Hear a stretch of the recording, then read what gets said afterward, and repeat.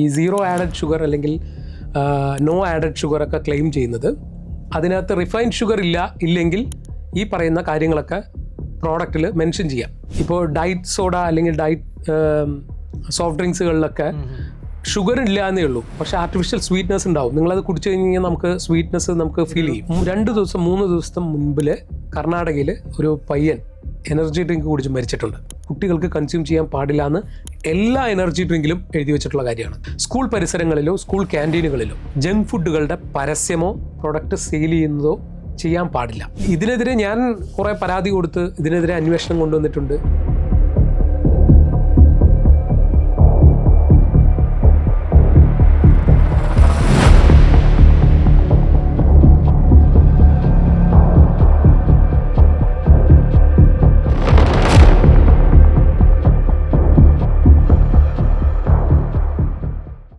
ഇപ്പോൾ പാക്കറ്റുകളിലൊക്കെ കാണുന്നൊരു കാര്യമാണ്, അത് കാണുമ്പോൾ തന്നെ ഇത് കുഴപ്പമില്ല എന്ന് പറഞ്ഞ് നമ്മൾ വാങ്ങിക്കും. No added sugar, sugar free എന്ന് പറഞ്ഞിട്ടുള്ള വലിയൊരു ലെറ്ററിൽ തന്നെ വലിയൊരു ക്യാപ്ഷനൊക്കെ കാണും. ശരിക്കും ഈ ഷുഗർ ഫ്രീ എന്ന് പറയുന്നത് ഷുഗർ ഇല്ലാത്തതാണോ, അത് ഷുഗറിനേക്കാൾ മാരകമായിട്ടുള്ള എന്തെങ്കിലും അതിൽ ആഡ് ചെയ്തിട്ടുണ്ടോ?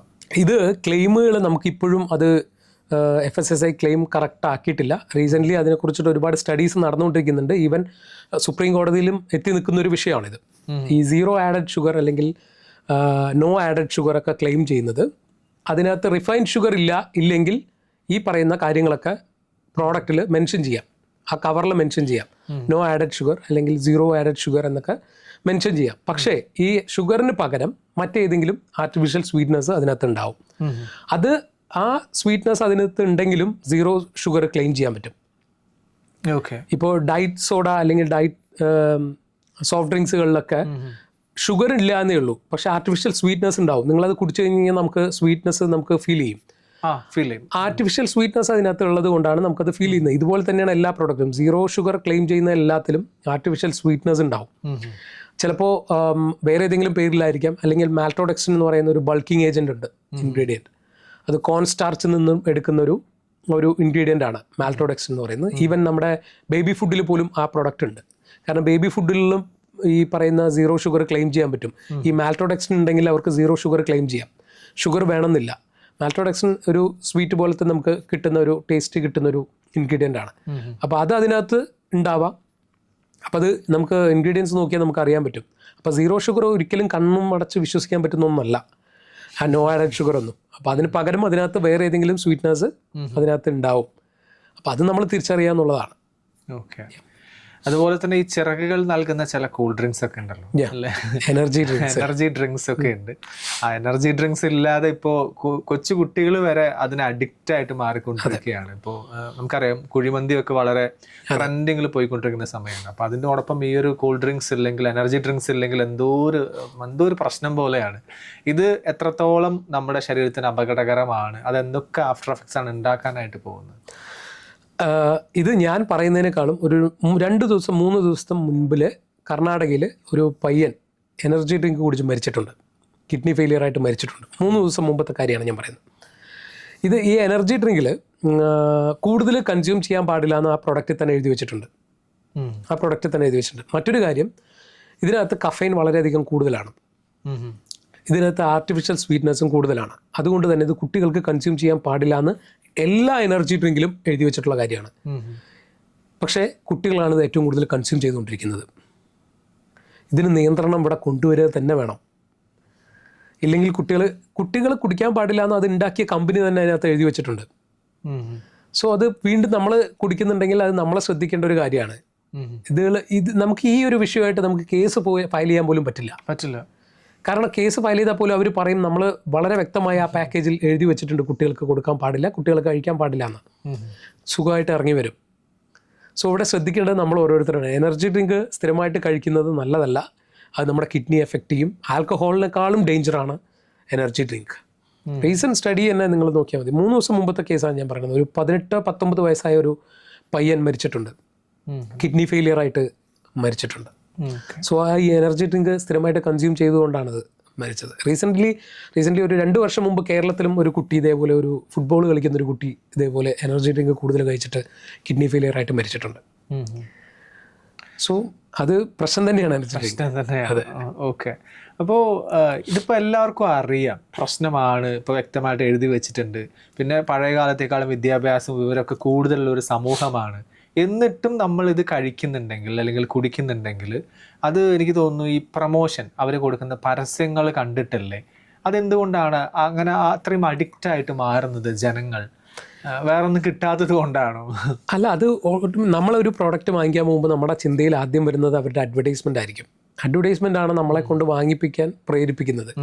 അഡ്വർടൈസ്മെൻറ്റുകൾ പൊതുവേ നമ്മളെ 2-3 കാര്യങ്ങളിലാണ് നമ്മളെ പ്രേരിപ്പിക്കുക. ഒന്ന്, നമുക്ക് പ്രലോഭിപ്പിക്കും നമ്മളെ, അതായത് ഇതെടുത്തു കഴിഞ്ഞ് കഴിഞ്ഞാൽ മറ്റൊരെണ്ണം ഫ്രീ എന്ന് പറഞ്ഞിട്ട് നമ്മളെ പ്രലോഭിപ്പിക്കും. ആ പ്രലോഭനങ്ങളിൽ നമ്മൾ അഡിക്റ്റായി വാങ്ങിക്കാം. അല്ലെങ്കിൽ ഇതിൻ്റെ ടേസ്റ്റ് ഇത്ര മാത്രമാണ്, നിങ്ങളിത് ടേസ്റ്റ് ചെയ്ത് നോക്കണം എന്ന് പറഞ്ഞ് നമ്മളെ പ്രലോഭിപ്പിക്കാം. അപ്പോൾ നമ്മൾ ടേസ്റ്റ് അറിയാൻ വേണ്ടി വാങ്ങിക്കാം. അതിൽ അഡിക്റ്റീവ് ആയതുകൊണ്ട് നമ്മൾ ഒരു പ്രാവശ്യം കഴിച്ചു കഴിഞ്ഞാൽ വീണ്ടും വീണ്ടും നമ്മളെ കഴിപ്പിക്കേണ്ട എന്തെങ്കിലും അതിനകത്ത് ഉണ്ടാവാം. പിന്നെ നമുക്ക് ഈ പറയുന്ന ഓഫേഴ്സൊക്കെ കൂടുതൽ കാണിച്ചിട്ടാണ് നമ്മളെ ഓരോ പ്രൊഡക്റ്റും വാങ്ങിപ്പിക്കുന്നത്. സോ ഞാൻ എൻ്റെ പല വീഡിയോസിലും ഞാൻ പറഞ്ഞിട്ടുണ്ട്, ഒരു പ്രൊഡക്റ്റ് ചൂസ് ചെയ്യുമ്പോൾ നമ്മൾ ഒരിക്കലും ഒരു അഡ്വർടൈസ്മെൻറ്റും കണ്ട് നമ്മളൊരു പ്രൊഡക്റ്റും വാങ്ങിക്കരുത്. അതിനകത്ത് എന്താണോ അതിനകത്ത് എഴുതിയിരിക്കുന്നത്, അതിൻ്റെ ഇൻഗ്രീഡിയൻസ് എന്താണ്, ഇതെല്ലാം വായിച്ചു നോക്കിയതിന് ശേഷം മാത്രമേ ആ പ്രൊഡക്റ്റ് വാങ്ങിക്കാൻ പാടൂ. അഡ്വർടൈസ്മെൻറ്റ് കണ്ട് ഒരിക്കലും നമ്മളൊരു പ്രൊഡക്റ്റ് വാങ്ങിക്കാൻ പാടില്ല. നിങ്ങൾ ഇനി എപ്പോഴെങ്കിലും അഡ്വർടൈസ്മെൻറ്റ് ടി വിയിൽ കാണുമ്പോൾ, ടി വിയിലോ പത്രങ്ങളിലോ എല്ലാം കാണുന്ന സമയത്ത് അതിൻ്റെ താഴെ ഒരു ചെറിയൊരു ക്ലോസ് അവർ വെക്കുന്നുണ്ടാവും. ആ ക്ലോസ് എന്താണെന്ന് വെച്ച് കഴിഞ്ഞാൽ ഇതൊരു ക്രിയേറ്റീവ് വിഷ്വലൈസേഷൻ മാത്രമാണ്, ഇത് നോർമൽ ജീവിതവുമായിട്ട് യാതൊരു ബന്ധവുമില്ല എന്നൊരു ക്ലോസ് അവർ വെക്കും. സാങ്കല്പികം മാത്രമാണ്. അപ്പോൾ അതാരും ശ്രദ്ധിക്കാറില്ല, പക്ഷെ അതാരും നമ്മൾ ചിന്തിക്കാറുമില്ല. കാരണം ഇതെല്ലാം നമ്മൾ നോർമലൈസ് ചെയ്ത് കഴിഞ്ഞു.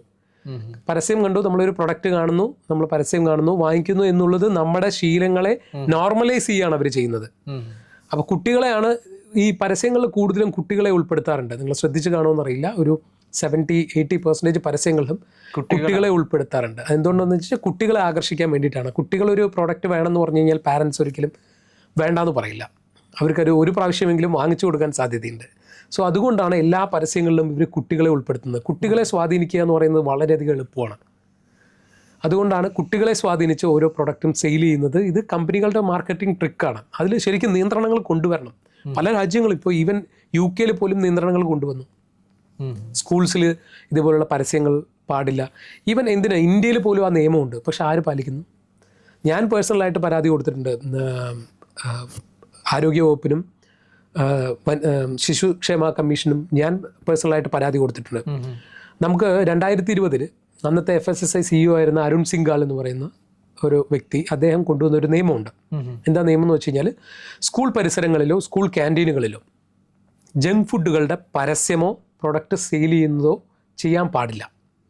ഇത് നിയമമാണ്, എഴുതപ്പെട്ട നിയമമാണ്. ഇത് നിയമം നിലവിലുണ്ട്. ജങ്ക് ഫുഡുകൾ ഒരിക്കലും ക്യാൻറ്റീനുകളിൽ വിൽക്കാൻ പാടില്ല, അതിൻ്റെ പരസ്യങ്ങൾ പാടില്ല. സ്കൂളുകളുടെ 50 മീറ്റർ ചുറ്റളവിലും ഈ കാര്യം നിയമമാണ്. അതായത് സ്കൂളിൻ്റെ അടുത്തുള്ള കടകളിലോ ഒന്നും ജങ്ക് ഫുഡുകൾ വിൽക്കാൻ പാടില്ല, പരസ്യങ്ങളും പാടില്ല. നിങ്ങൾ നോക്കിയിട്ടുണ്ടോ, സ്കൂളുകളുടെ ക്യാൻറ്റീൻ്റെ പരസ്യം പെപ്സിയുടെ ആയിരിക്കും. എല്ലാ സ്കൂളുകളുടെ പരിസരങ്ങളിലും ജങ്ക് ഫുഡുകൾ സുലഭമായിട്ട് വിൽക്കുന്നുണ്ട്. അതിൽ എന്തൊക്കെ ബ്രാൻഡ് ഉള്ളതുകൊണ്ട് ബ്രാൻഡ് ഇല്ലാത്തതുണ്ട്. ഇൻഗ്രീഡിയൻസ് മെൻഷൻ ചെയ്തതുണ്ട്, മെൻഷൻ ചെയ്യാത്തതുണ്ട്. എന്താണ് അവിടെ വിൽക്കുന്നത് എന്നുള്ളത് ആ കടക്കാർക്ക് പോലും അറിയില്ല. ശരിയാണ്. ലാഭത്തിന് വേണ്ടിയിട്ടാണ് അവർ വിൽക്കുന്നത്. സോ ഇതിനെതിരെ ഞാൻ കുറേ പരാതി കൊടുത്ത് ഇതിനെതിരെ അന്വേഷണം കൊണ്ടുവന്നിട്ടുണ്ട്. കുറേ അധികം കടകൾക്ക് നോട്ടീസ് കൊടുത്തിട്ടുണ്ട്, കുറേ കടകൾ പൂട്ടിയിട്ടുണ്ട് എൻ്റെ പരാതിയിലും പുറത്ത്. അപ്പോൾ ഇത് ഒരാളുടെ പരാതിയും പുറത്ത് മാത്രം ചെയ്യേണ്ട ഒരു കാര്യമല്ല. ഞാൻ പരാതി കൊടുത്ത് ചെയ്യിപ്പിച്ചു എന്നല്ല ഞാൻ പറയുന്നത്. ഇത് ഒരാളുടെ പരാതിയിന്മേൽ ചെയ്യേണ്ട കാര്യങ്ങളല്ല. ഇത് റെഗുലർ റൊട്ടീനായിട്ട് ഗവൺമെൻറ് ചെയ്യേണ്ട ഒരു കാര്യമാണ്. ഇത് ഒരു പ്രാവശ്യം ചെയ്യും, പിന്നീട് അങ്ങോട്ട് ചെയ്യില്ല. അവിടെയാണ് ഞാൻ നേരത്തെ പറഞ്ഞ സിസ്റ്റത്തിൻ്റെ ഫെയിലിയർ ഇരിക്കുന്നത്. ഇവിടെയാണ് ഈ സിസ്റ്റം കറക്റ്റായിട്ട് ഫോളോ, ആ നിയമത്തിൽ ഇത് കറക്റ്റായിട്ട് പറയുന്നുണ്ട്. എല്ലാ മാസവും ആരോഗ്യവകുപ്പ്, അത് ഏത് പഞ്ചായത്താണോ മുനിസിപ്പാലിറ്റി ആണോ ഏത് ആരോഗ്യവകുപ്പാണോ അവിടുന്ന് കൃത്യമായ ഇൻസ്പെക്ഷൻസ് ഈ സ്കൂളുകളിൽ ഉണ്ടാവണമെന്ന് പറയുന്നുണ്ട്. എനിക്ക് തോന്നുന്നു പല സ്കൂളുകളുടെ ക്യാൻറ്റീനുകളിൽ നിന്ന് FSSAI ലൈസൻസ് പോലും ഇല്ലാതെ പ്രവർത്തിക്കുന്നുണ്ട്. ആര് നോക്കുന്നുണ്ട് ഇവിടെ? സോ സിസ്റ്റം കറക്റ്റ് ആവാതെ ഇവിടെ നമ്മൾ ആരും തലകുത്തി നിന്നിട്ടും ഒരു കാര്യമില്ല അല്ലേ? അത് വളരെ ശരിയാണ്. അതുപോലെ തന്നെ എല്ലാവരും പറയാറുള്ള ഒരു കാര്യമായിരിക്കും, ഇപ്പോൾ വീഡിയോസൊക്കെ കാണുന്ന സമയത്ത് ഇതൊക്കെ നോക്കിക്കഴിഞ്ഞാൽ നമുക്ക് എന്തെങ്കിലും കഴിക്കാൻ പറ്റുമോ? ഒന്നും കഴിക്കാൻ പറ്റില്ല. സൂപ്പർ മാർക്കറ്റിൽ പോയിട്ട് എന്തെങ്കിലും വാങ്ങിക്കാൻ പറ്റുമോ? ഒന്നും വാങ്ങിക്കാൻ പറ്റില്ല എന്ന് പറയുന്ന ആൾക്കാരൊക്കെ ഉണ്ടാവും. അവരോടൊക്കെ എന്താണ് പറയാനുള്ളത്?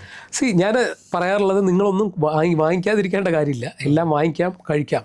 പക്ഷേ അത് ഉണ്ടാക്കിയ കമ്പനി പറഞ്ഞിരിക്കുന്നൊരു സെർവിങ് സൈസ് ഉണ്ട്. ആ സെർവിങ് സൈസ് നിങ്ങൾ കഴിക്കാം, അതിൽ കൂടുതൽ കഴിക്കരുത്. കാരണം എന്തുകൊണ്ടാണ് അത് കൂടുതൽ കഴിക്കേണ്ട എന്ന് അത് ഉണ്ടാക്കിയ കമ്പനി തന്നെ പറഞ്ഞിരിക്കുന്നത്. സോ അതിനകത്ത് എന്തെങ്കിലും ഒരു കാരണം ഇല്ലാതല്ലല്ലോ അവരത് പറയുന്നത്. സോ അത് നമ്മൾ തിരിച്ചറിയുക എന്നുള്ളതാണ് ആദ്യം നമ്മൾ ചെയ്യേണ്ടത്. നിങ്ങൾ എന്ത് വേണമെങ്കിലും വാങ്ങിച്ച് കഴിക്കാം, പക്ഷേ കഴിക്കുന്നതിൻ്റെ അളവാണ് പ്രശ്നം. ഇവിടെ അൺലിമിറ്റഡ് ആയിട്ട് കഴിക്കുന്നതാണ് നമ്മുടെ ഏറ്റവും വലിയ പ്രശ്നം, അല്ലാതെ ഓരോ പ്രൊഡക്റ്റ് കഴിക്കുന്നതല്ല. അപ്പോൾ അത് മാറ്റുക, അൺലിമിറ്റഡ് ആയിട്ട് കഴിക്കുന്നത് മാറ്റുക. അതിൻ്റെ സെർവിങ് സൈസ് നോക്കി എത്ര കഴിക്കാൻ പറ്റും എന്നുള്ളത് കഴിക്കുകയാണെങ്കിൽ നമുക്ക് എല്ലാം കഴിക്കാം, പ്രശ്നമൊന്നും ഒരു പ്രശ്നമില്ല. എന്താ കഴിക്കാം. ഓക്കെ. അതുപോലെ തന്നെ ഒരു തെറ്റിദ്ധാരണയാണെന്ന് തോന്നുന്നു, ബ്രൗൺ ബ്രെഡും വൈറ്റ് ബ്രെഡാണ് മോശം, മൈദ. പക്ഷെ ബ്രൗൺ ബ്രെഡ് ഓക്കെയാണ്, അത് ഹെൽത്തിന് വളരെ നല്ലതാണ് എന്ന് ചിന്തിക്കുന്ന ആളുകളൊക്കെ ഉണ്ട്. ശരിക്കും ഈ ബ്രൗൺ ബ്രെഡും വൈറ്റ് ബ്രെഡും കളറിൽ മാത്രമാണ് വ്യത്യാസം, അതോ എന്തെങ്കിലും ഇൻഗ്രീഡിയൻസിൽ വ്യത്യാസമുണ്ടോ? പല ബ്രെഡ് ലോക്കലി ഉണ്ടാക്കുന്ന ആളുകളും ജസ്റ്റ് കവറിലാക്കി കൊടുക്കുകയാണ്. ഇതിൽ എന്താണ് ഉപയോഗിച്ചിരിക്കുന്നതെന്നും ഇൻഗ്രീഡിയൻസ് ഒന്നും അവിടെ കാണില്ല. ഒരു 2-3 ദിവസത്തേക്കുള്ളതാണല്ലോ, അത് കഴിഞ്ഞ് നമ്മൾ അത് എടുത്ത് കളയാണ് ചെയ്യുക. അപ്പോൾ അതിൻ്റെ ഒരു സത്യാവസ്ഥ എന്താണ്? ശരിക്കും ഈ ബ്രൗൺ ബ്രെഡ് എന്ന് പറയുന്നത് മൈദ ഇല്ലാതെ ഒന്നില്ലെങ്കിൽ ഈ പറയുന്ന ഗോതമ്പിൽ ഉണ്ടാക്കുന്നതായിരിക്കാം, അല്ലെങ്കിൽ വേറെ ഏതെങ്കിലും മില്ലറ്റ്സിൽ ഉണ്ടാക്കുന്ന ബ്രെഡുകൾ ഉണ്ടാവാം. പക്ഷേ ഇതിൽ നമുക്ക് ചില ബ്രെഡുകളിലൊക്കെ പ്യുവറായിട്ട് ആട്ടയിൽ ഉണ്ടാക്കുന്ന ബ്രെഡുകൾ ഉണ്ടാവും. ചിലത് കളർ മിക്സ് ചെയ്തിട്ട് ആട്ട ഉണ്ടാവും, പ്ലസ് അതിനകത്ത് കുറച്ച് മൈദയും കൂടെ ചേർത്തി കളറും കൂടെ മിക്സ് ചെയ്തിട്ട് ഉണ്ടാക്കുന്ന ബ്രെഡുകൾ ഉണ്ടാവും. സോ നമുക്കതിൽ ഇൻഗ്രീഡിയൻസ് നോക്കിയാൽ നമുക്ക് മനസ്സിലാക്കാൻ പറ്റും അതിനകത്ത് കളർ ആഡ് ചെയ്തിട്ടുണ്ടോ എന്നുള്ളത് മനസ്സിലാക്കാൻ പറ്റും. അതിനകത്ത് ആട്ട മാത്രമാണോ അല്ലെങ്കിൽ ആട്ട പ്ലസ് മൈദയും കൂടെ ആഡ് ചെയ്തിട്ടുണ്ടോ. ചിലതൊരു 70% ആട്ട ഉണ്ടാവും, 20% മൈദ ഉണ്ടാവും, അല്ലെങ്കിൽ ഒരു 10% മൈദ ഉണ്ടാവും, ഒരു ലിറ്റിൽ ബിറ്റ് ഓഫ് കളേഴ്സ് ഉണ്ടാവും. കാരമൽ കളേഴ്സാണ് അതിനകത്ത് കൂടുതലായിട്ട് ചേർക്കുന്നത്, കാരണം ആ ബ്രൗണിഷ് കൊണ്ടുവരാൻ വേണ്ടിയിട്ട് കാരമൽ കളേഴ്സാണ് കൊണ്ടുവരുന്നത്. സോ ആ കളർ ആഡ് ചെയ്ത് കഴിഞ്ഞാൽ ബ്രൗൺ ബ്രെഡ് ആവും. സോ അതിനകത്ത് ഇൻഗ്രീഡിയൻസ് നോക്കിയാൽ നമുക്ക് അറിയാൻ പറ്റും അതിനകത്ത് മൈദ ഉണ്ടോ, ഈ കളർ മിക്സ് ചെയ്തിട്ടാണോ ഈ കളർ ഉണ്ടാക്കിയിരിക്കുന്നത്, അല്ലെങ്കിൽ ആട്ടയിൽ മാത്രമാണോ ഉണ്ടാക്കിയിരിക്കുന്നത് എന്നുള്ളത് നമുക്കറിയാം. സോ അത് വായിച്ച് നോക്കിയിട്ട് നമുക്ക് വാങ്ങിക്കാം പ്രൊഡക്റ്റ്. അങ്ങനെ നമുക്കത് തിരിച്ചറിയാൻ പറ്റുള്ളൂ. പിന്നെ ഈ ചില ബേക്കറികളിലൊക്കെ ഉണ്ടാക്കുന്നത് മേ ബി അതിനകത്ത് അഡൾട്രേഷൻ വളരെയധികം കുറവായിരിക്കും. ഈ ഹോം അല്ലെങ്കിൽ ഈ ഉണ്ടാക്കി കൊടുക്കുന്ന ബ്രെഡ്സ് ഒക്കെ ഉണ്ടാവുന്നില്ല, അവിടെ അഡൾട്രേഷൻ കുറവായിരിക്കും. കാരണം അതിനകത്ത് പ്രിസർവേറ്റീവ്സ് ഒന്നും കൂടുതൽ ഉണ്ടാവാൻ സാധ്യതയില്ല. ഒരു 3 ദിവസം 4 ദിവസം കഴിഞ്ഞ് കഴിഞ്ഞാൽ ചിലപ്പോൾ അത് കേടുവന്ന് പോകും. അങ്ങനെയുള്ള ഞാൻ കണ്ടിട്ടുള്ളതിൽ പാക്ക് ചെയ്ത ബ്രെഡുകളിൽ പ്രിസർവേറ്റീവ്സ് ഈ പറയുന്ന ഓവർലോഡർ ആയിരിക്കും, അഡിക്റ്റീവ് കണ്ടന്റും കൂടുതലായിരിക്കും. അതൊക്കെ ഒന്ന് ശ്രദ്ധിച്ച് വാങ്ങിക്കാം. ഈ അടുത്തൊക്കെ 1-2 വർഷമായിട്ട് കാണുന്ന പരസ്യങ്ങളൊക്കെ ഉണ്ട്. ഇപ്പോൾ നിങ്ങൾക്ക് എവിടെ ഇരുന്നും സദ്യ കഴിക്കാം, എത്ര ദൂരം വേണമെങ്കിലും കൊണ്ടുപോകാം, ജസ്റ്റ് വെള്ളത്തിലിട്ടാൽ മാത്രം മതി, ഒരു പ്രിസർവേറ്റീവ്സും ഇതിൽ ആഡ് ചെയ്തിട്ടില്ല, വേറെ എന്തൊക്കെയോ ടെക്നോളജി യൂസ് ചെയ്തിട്ടാണ് ഈ ഒരു പ്രോഡക്റ്റ് ഉണ്ടാക്കിയിരിക്കുന്നത്, അതുകൊണ്ട് നിങ്ങൾക്ക് 6 മാസം വരെ ചോറ് അല്ലെങ്കിൽ 1.5 വർഷം വരെ ഈ ചോറ് നിങ്ങൾക്ക് ഉപയോഗിക്കാം എന്നൊക്കെ പറഞ്ഞിട്ടുള്ള പരസ്യങ്ങൾ കാണുന്നുണ്ട്. അതൊക്കെ ശരിക്കും നാച്ചുറലി ഉള്ളതാണോ അതോ പ്രിസർവേറ്റീവ്സ് ആഡ് ചെയ്തതാണോ? ഇല്ല, അതിൽ പ്രിസർവേറ്റീവ്സ് ഇല്ലാതെ തന്നെ നമുക്കത് സാധ്യമായ ഒരു പ്രോസസ്സാണ്.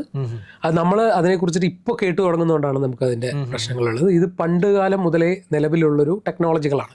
കുറേ ടെക്നോളജികളുണ്ട്. MAP എന്ന് പറയും, മോഡിഫൈഡ് അറ്റ്മോസ്ഫിയർ പാക്കിംഗ് ടെക്നോളജി എന്ന് പറയും, റീടോർട്ട് ടെക്നോളജി എന്ന് പറയും. ഇതുപോലുള്ള കുറേ ടെക്നോളജീസ് ഉണ്ട്. ഒരുപാട് വർഷങ്ങൾക്ക് മുമ്പ് ഈവൻ നമ്മൾ ഈ 2ാം ലോക മഹായുദ്ധ കാലത്തൊക്കെ ഒരുപാട് വർഷങ്ങളോളം ഈ പറയുന്ന യുദ്ധങ്ങളൊക്കെ നടന്നുകൊണ്ടിരുന്ന സമയമുണ്ട്. ആ സമയത്ത് അവിടെ മിലിറ്ററീസിന് ഫുഡുകൾ പാക്ക് ചെയ്തിരുന്നത് ഇതുപോലുള്ള ടെക്നോളജികൾ പാക്ക് ചെയ്തിട്ടാണ് കൊണ്ടുവരുന്നത്. ഇതിൻ്റെ ഏറ്റവും വലിയ പ്രത്യേകത എന്താണെന്ന് വെച്ച് കഴിഞ്ഞാൽ നമുക്ക് എന്ത് കറിയും നമുക്കതിനകത്ത് പാക്ക് ചെയ്യാം. ഈ കറികൾ നമ്മൾ ഓക്സിജനുമായിട്ട് മിങ്കിൾ ചെയ്യുമ്പോഴാണ് ഇതിനകത്ത് ബാക്ടീരിയാസ് ഉണ്ടാകുന്നത്. ബാക്ടീരിയ വളരാനുള്ള സാഹചര്യം ഇല്ലാതാക്കുക എന്നുള്ളതാണ് ഈ പാക്കേജിങ് കൊണ്ടുള്ള ഉദ്ദേശം. അപ്പോൾ ആ രീതിയിൽ അത് പാക്ക് ചെയ്തത് കുറച്ച് കോസ്റ്റ്ലിയാണ്. നോർമൽ പാക്ക് ചെയ്യുന്ന പോലെയല്ല, അത് ഇത്തിരി കോസ്റ്റ്ലിയാണ്. അതിൻ്റെ മെഷീൻസ് ഒക്കെ വളരെയധികം കോസ്റ്റ്ലിയാണ്. സോ ആ രീതിയിൽ പാക്ക് ചെയ്ത് കഴിഞ്ഞാൽ ആ പാക്കറ്റിനകത്ത് ബാക്ടീരിയ വളരാനുള്ള സാഹചര്യം ഇല്ല. അതുകൊണ്ട് തന്നെ അത് 1 വർഷത്തോളം 6 മാസം 1 വർഷത്തോളം കേടുകൂടാതെ സൂക്ഷിക്കാൻ പറ്റും. വൺസ് അത് ഓപ്പൺ ചെയ്ത് കഴിഞ്ഞാൽ അത് ഓക്സിജനായിട്ട് കണക്റ്റഡ് ആയി കഴിഞ്ഞാൽ അത് നമ്മൾ കൺസ്യൂം ചെയ്യണം. അപ്പോൾ പിന്നീട് അത് എടുത്തു വയ്ക്കാൻ പറ്റില്ല. അത് ഓപ്പൺ ചെയ്യാത്തിടത്തോളം കാലം നമുക്ക് 1 വർഷം വരെ നമുക്കത് എടുത്തു വയ്ക്കാം, ഒരു പ്രശ്നമില്ല. പിന്നെ ഇന്നത്തെ കുട്ടികൾക്ക് ഈ ലേസ് കുർക്കുറെ ബേക്കറി പോകുമ്പോൾ തന്നെ അത് തൂക്കിയിട്ടുണ്ടാവും, അതെടുത്ത് വാങ്ങിച്ച് കഴിക്കുക. അതിങ്ങനെ എല്ലാവർക്കും ഇഷ്ടമാണ് ഈ പച്ച ലേസ് എന്നൊക്കെ പറഞ്ഞിട്ട്, അതിനൊക്കെ ഒരുപാട് ആരാധകരുണ്ട്. അപ്പോൾ ഇതൊക്കെ എത്രത്തോളം ശരീരത്തിന് ദോഷം ചെയ്യുന്നുണ്ട്? ഇതിന് പകരം പിള്ളേർക്കൊക്കെ എന്ത് കൊടുക്കാം? അതൊക്കെ ആ ശീലമൊക്കെ മാറ്റാനായിട്ട് എന്ത് ചെയ്യാം? അത് ഇപ്പോൾ ഞാൻ പല സ്കൂളുകളിലും വിട്ട് കഴിഞ്ഞ് കഴിഞ്ഞാൽ ഇന്ന് കുട്ടികളെ ഏറ്റവും കൂടുതൽ കൺസ്യൂം ചെയ്തുകൊണ്ടിരിക്കുന്ന ബ്രാൻഡുകളാണ് സുനിൽ ബ്രോ ഇപ്പോൾ പറഞ്ഞത്. സോ ഇത് സ്ഥിരമായിട്ട്, കാരണം 5 രൂപയ്ക്ക് 10 രൂപയ്ക്ക് ഇന്ന് അവൈലബിൾ ആണ് പാക്കറ്റ്. അതെ അതെ. അപ്പോൾ അവർക്ക് അഫോർഡ് ചെയ്യാൻ പറ്റും, പിള്ളേർക്ക് അഫോർഡ് ചെയ്യാൻ പറ്റും. പിള്ളേരുടെ നേരത്തെ പറഞ്ഞ പോലെ പോക്കറ്റ് മണി ഉണ്ട്, അപ്പോൾ അഫോർഡ് ചെയ്യാൻ പറ്റുന്ന ഒരു കാര്യമാണ്. സോ ഇത് കൂടുതൽ കൺസ്യൂം ചെയ്യുന്നത്, ഇതിനകത്ത് സോഡിയം വളരെയധികം കൂടുതലാണ്. ഈ പറയുന്ന എല്ലാ ചിപ്സിലും സോഡിയം വളരെയധികം, കാരണം ഉപ്പ് വളരെയധികം കൂടുതലാണ്. ഈ സോഡിയം കൂടുതൽ നമ്മൾ കഴിക്കാൻ പാടില്ല. ആക്ച്വലി കുട്ടികൾക്കാണെങ്കിലും സോഡിയം കൂടുതൽ കൺസ്യൂം ചെയ്യാൻ പാടില്ല. ഈ സോഡിയത്തിന് പുറമെ അഡിക്റ്റീവ് ആയിട്ടുള്ള കണ്ടന്റ് അതിനകത്തുള്ളത് കൊണ്ടാണ് നമ്മൾ ഒരു പ്രാവശ്യം കഴിച്ചു കഴിഞ്ഞാൽ വീണ്ടും വീണ്ടും ആ സാധനം വാങ്ങിച്ച് കഴിക്കുന്നത്. സോ അതിൽ നിന്ന് നമ്മൾ മാറ്റി നിർത്താൻ നമുക്ക് ഹോംലി ഫുഡ് ട്രൈ ചെയ്യാവുന്നതാണ്. കൂടുതൽ ഇപ്പോൾ കുട്ടികൾ കൺസ്യൂം ചെയ്യാത്തൊരു കാര്യമാണ് വെജിറ്റബിൾസ് ആരും കൺസ്യൂം ചെയ്യാറില്ല, കൂടുതലും കഴിക്കാറില്ല. വെജിറ്റബിൾസ് കൺസ്യൂം ചെയ്യാം, ബോയിൽഡ് വെജിറ്റബിൾസ് ആയിട്ട് കൺസ്യൂം ചെയ്യാം. ഇപ്പോൾ ഹോംലി തന്നെ വീട്ടിലുണ്ടാക്കാൻ പറ്റുന്ന ഒരുപാട് സ്നാക്സുകൾ പല യൂട്യൂബ്സിലും എല്ലാം വരുന്നുണ്ട്. അതൊക്കെ നമുക്ക് വീട്ടിൽ ട്രൈ ചെയ്യാവുന്നതാണ്, വീട്ടിൽ പാരൻസ് ട്രൈ ചെയ്ത് കൊടുക്കാവുന്നതാണ്. സോ അവരെ ആ ശീലത്തിൽ നിന്നാണ് നമ്മൾ മാറ്റേണ്ടത്. അപ്പം ഈ പറയുന്ന ലേസും കുർക്കുറെ പോലുള്ള ചിപ്സിൽ നിന്നും അത് എപ്പോഴെങ്കിലും ഒക്കേഷനലി ആക്കണം, ഡെയിലി ആക്കാതെ ഒക്കേഷനലി ആക്കിയിട്ട് അവർക്ക് വേറെ നല്ല അതുപോലുള്ള ഫുഡുകൾ ട്രൈ ചെയ്ത് അവർക്ക് വീട്ടിലുണ്ടാക്കി കൊടുത്തു കഴിഞ്ഞാൽ സ്വാഭാവികമാർക്കും അവർക്കതിൽ നിന്ന് പിന്നോട്ട് വരാൻ പറ്റും. പിന്നെ അതിൻ്റെ ദോഷവശങ്ങൾ അവരെ പറഞ്ഞ് മനസ്സിലാക്കുക എന്നുള്ളതാണ്.